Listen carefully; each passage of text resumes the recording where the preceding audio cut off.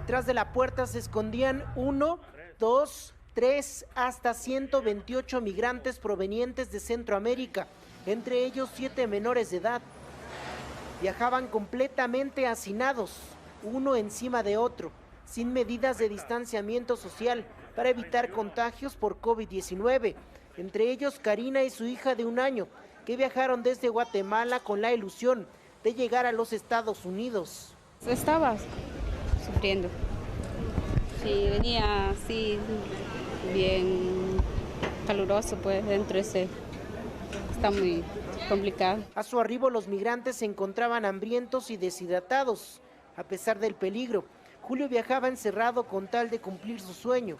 El plan de todos los emigrantes, ir a trabajar y tener un futuro mejor. Animados por el cambio de presidente en los Estados Unidos, ahora miles de migrantes tienen la esperanza de trabajar en la Unión Americana, como Brian, que se vino de Honduras huyendo de la desgracia que dejó el paso de los huracanes y el COVID-19.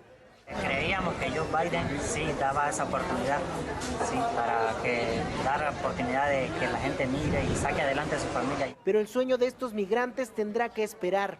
Después de un chequeo médico los han enviado a una estación migratoria en Veracruz para después ser repatriados a sus países de origen.